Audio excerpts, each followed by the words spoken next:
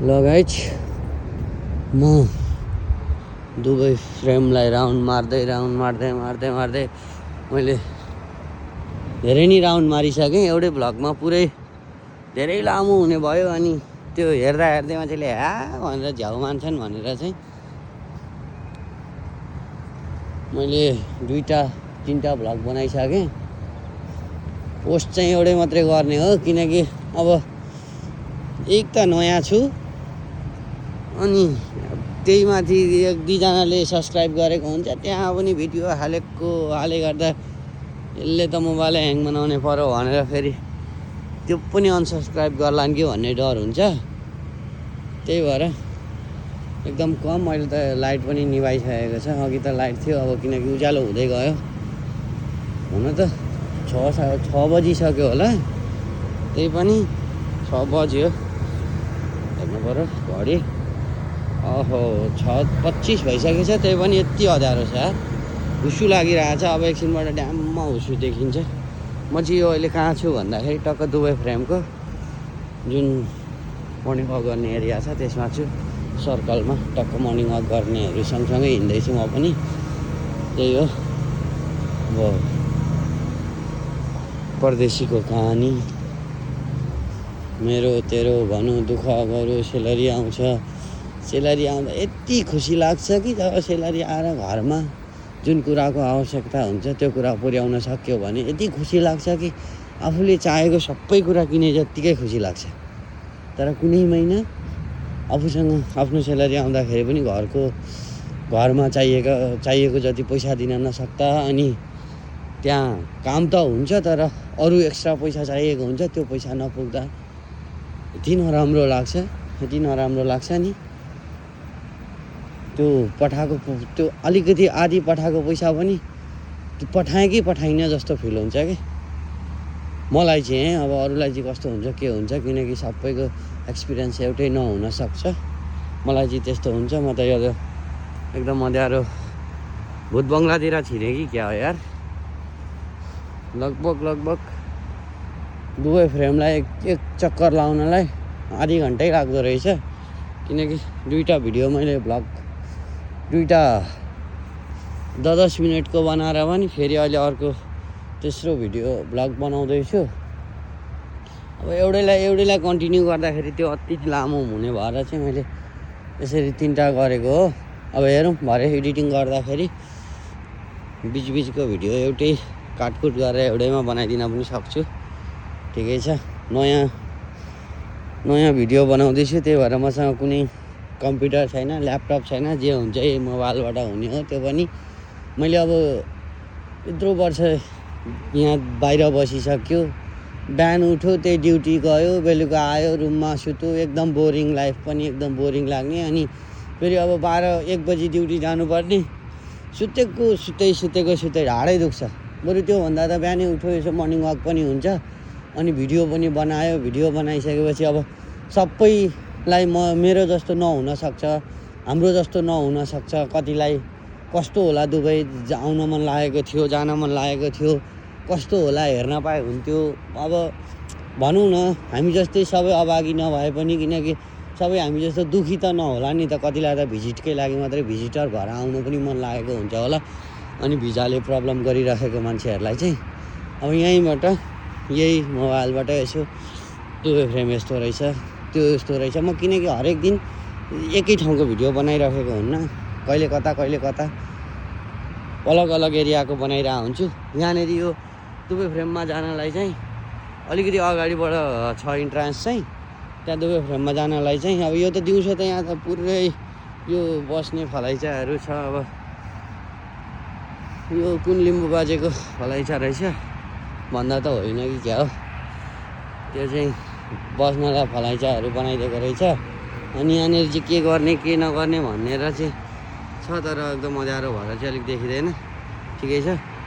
अब अहिले गर्ने र नगर्ने त के गर्नु र, बिहानै त दिउँसो आउँदाखेरि देखिहालिन्छ। त्यहाँनिर चाहिँ टक्क हाइवे छ। यहाँ माथि चाहिँ मेट्रो कुद्छ, यहाँबाट चाहिँ मेट्रो कुद्छ। म मेट्रोको मुनिबाटै आइदिरहेको छु। दुवै फ्रेम त्यहाँ पर छ, दुवै फ्रेम पर छ। अब मेट्रो होइन रहेछ यो माथि त धेरै जान्ने भयो कि क्या हो म त मेट्रो होइन रहेछ गाडी त्योहरू कुद्ने रहेछ त्यही त मेट्रोको लाइन त यता त उता पल्लोपट्टि चाहिँ छ यतापट्टि छैन यो दुबई फ्रेमको इन्ट्रान्स छेउमा आइपुगेँ यहाँनिर मिडियाहरू के छ यो के हो अब त्यो मैले नजानेको कुरा धेरै विश्लेषक के भन्छ त्यो पनि भइ नहालौँ म जान्दिनँ धेरै नजानेको कुराहरूलाई नचाहिँदा बोल्दाखेरि भरे फेरि कुनको कुटाइ खान्छु मैले त्यही भएर चाहिने र जानेको मात्रै बोल्छु म यहाँनिर चाहिँ अङ्कल हुनुहुँदो रहेछ अङ्कल काम गरेर बिचरा थाकेर बस्नु भएको रहेछ म देखाइदिउँ उहाँलाई अँध्यारो बाटो होइन आज दुबईमा उज्यालो हुँदैन कि क्या हो 7 बज्न आँटिसक्यो त्यही पनि यस्तै अँध्यारो छ यार अब चाहिँ ल अब चाहिँ आयो दुबई फ्रेमको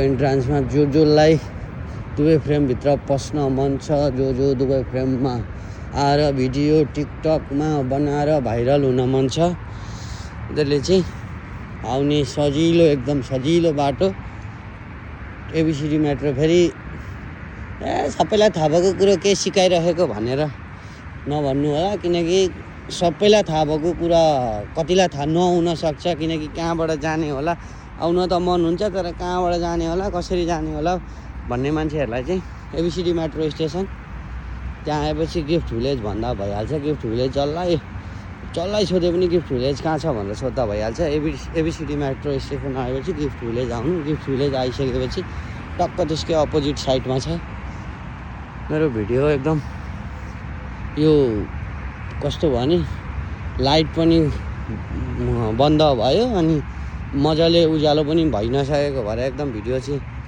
ब्ल्याक आयो त्यही पनि मेरो भिडियोमा त छन त त्यस्तो स्पेसल केही पनि छैन उही गफ गर्दै भिडियो बनाउँदै हिँडेको हो होइन यसो मन परेदेखि भिडियो हेर्दै सब्सक्राइब गर्दै फलो गर्दै गर्नु होला जसलाई मेरो भिडियोहरू हेर्न मन लाग्छ किनकि आज यहाँबाट बनायो भने भोलि अर्कोतिर गएर बनाउँछु जहिले मेरो बिहान मर्निङमा 2 घन्टा म मर्निङ वाक यताउता गरेकै हुन्छु त्यतिखेर मैले 2 घन्टामा जति म भ्याउँछु कभर गरेर अब भोलि अर्को साइडमा गएर त्यसको भिडियो बनाउँछु ओके यो चाहिँ अब ल इन्ट्रान्समा आइसकेछ म अहिले चाहिँ इन्ट्रान्समा आइसकेँ यो चाहिँ इन्ट्रान्स हो यहाँनिर छ इन्ट्रान्स चाहिँ अलिकति पुग्नै लाग्यो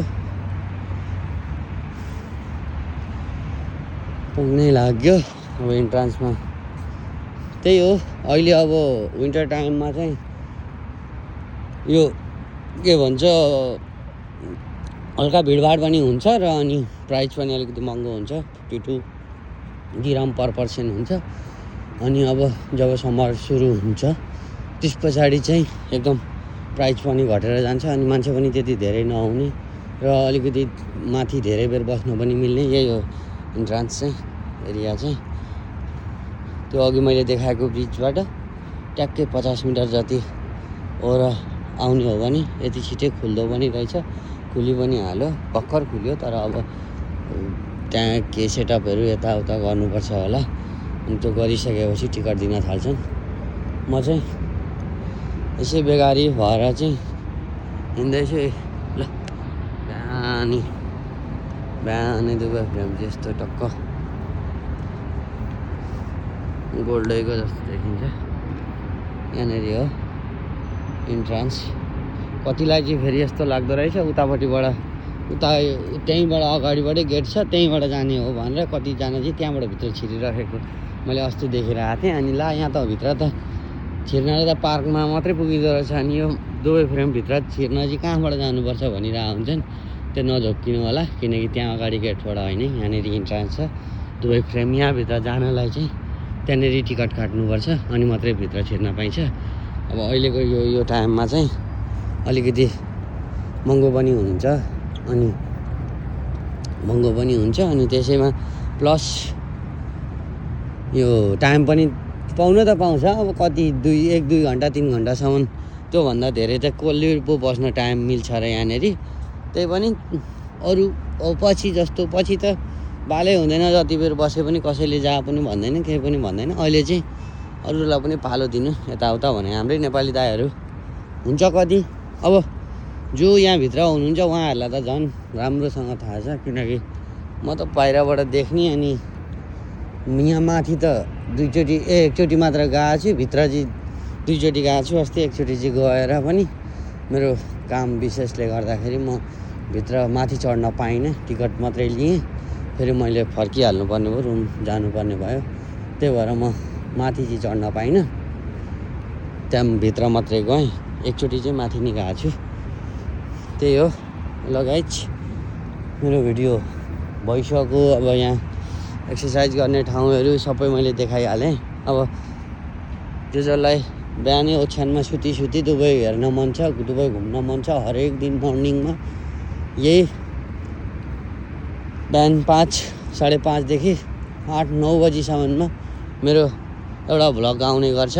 जसलाई हेर्न मन छ मेरो भिडियो, उहाँहरूले चाहिँ युट्युबलाई फलो गर्नु, लाइक गर्नु, सब्सक्राइब गर्नु। हेर्न मन नहुनेहरूले पनि फलो चाहिँ गर्नु, कमेन्ट पनि गर्नु हेर्न मन छैन भनेर। जबरजस्ती गरेको चाहिँ होइन है फेरि मैले।